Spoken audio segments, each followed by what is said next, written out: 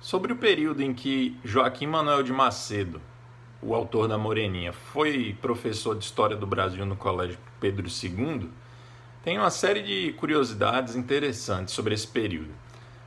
Primeiro o seguinte, o Joaquim Manuel de Macedo, ele se tornou muito próximo da família imperial do Dom Pedro II e ele foi professor particular dos filhos da princesa Isabel. Aí a gente já pode ver o grau de confiança que ele tinha junto à família imperial. Depois que ele se torna professor lá do Colégio Pedro II, ele ensinou várias pessoas que depois vão se tornar famosas, conhecidas na nossa história. Uma dessas pessoas foi um cara chamado José Vieira Fazenda. Ele vai se tornar historiador, ele vai exercer uma série de funções, mas ele ficou muito conhecido como historiador carioca. Ele tem um livro antigo, de 1924, chamado Antiquárias e Memórias do Rio de Janeiro.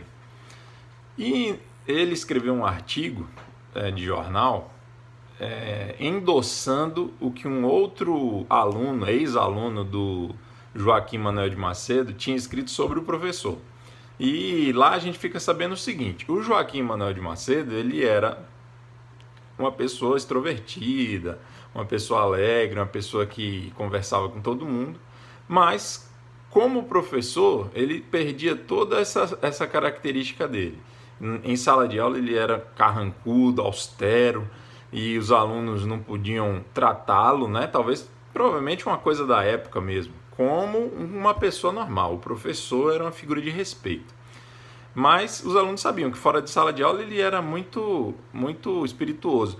Inclusive, o Joaquim Manuel de Macedo fazia parte de um negócio chamado Sociedade Petalógica. Isso foi criado por um cara chamado Brito, alguma coisa Brito. E esse Brito, ele criou lá na loja dele, onde ele vendia parafuso, vendia alimentos, ele vendia um monte de coisas. E ele criou uma sociedade baseada para investigar a mentira e para, digamos assim, desmoralizar os mentirosos, espalhando mentiras, e depois que os mentirosos as espalhassem, eles apontassem o dedo na cara deles e mostrassem que eles eram mentirosos. Uma coisa assim, uma coisa curiosa lá do século XIX. O Joaquim Manuel de Macedo, então, como professor, ele era bem diferente de como pessoa no dia a dia. Outra característica interessante é a seguinte: o Joaquim Manuel de Macedo, apesar de haver críticas a essa postura dele, ele exigia que os alunos rezassem na cartilha do livro didático que ele mesmo escreveu. E ele não tolerava devaneios filosóficos na hora da aula, nem considerações e observações pessoais dos alunos. Então, um dos alunos dele foi o Joaquim Nabuco, e o Silveira Fazenda diz que o Joaquim Nabuco pode confirmar isso, que o Joaquim Manuel de Macedo exigia, inclusive, que os alunos copiassem o conteúdo do livro e desenhassem os mapas do livro, tá certo? E o próprio Joaquim Nabuco era repreendido muitas vezes quando queria fazer observações pessoais, considerações. Então, essa era uma característica do Joaquim Manuel de Macedo.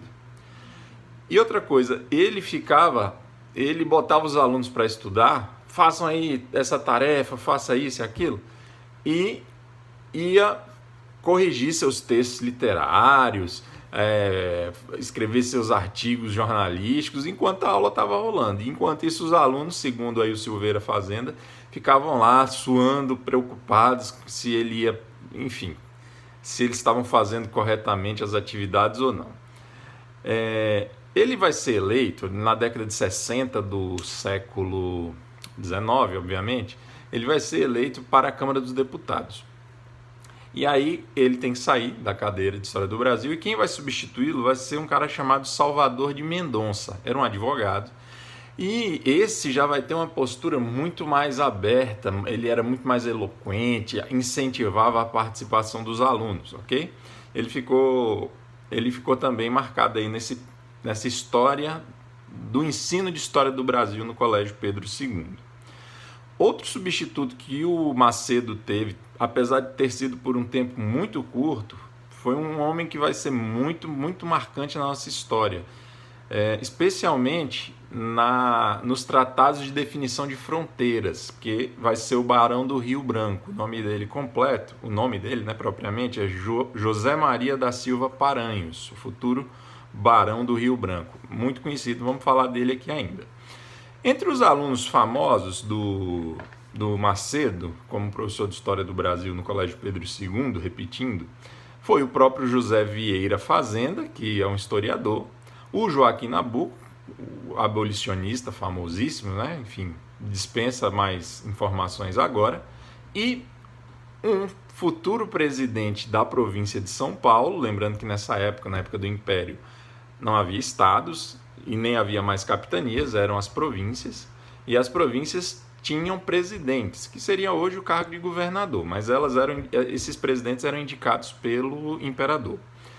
Presidente da província de São Paulo e futuro presidente do Brasil ali durante o período da República Velha, que foi o Rodrigues Alves, tá certo? Aquela época ali em que muitos presidentes são esquecidos, né? Aquele período ali chamado a época do café com leite, ou a época da política dos governadores.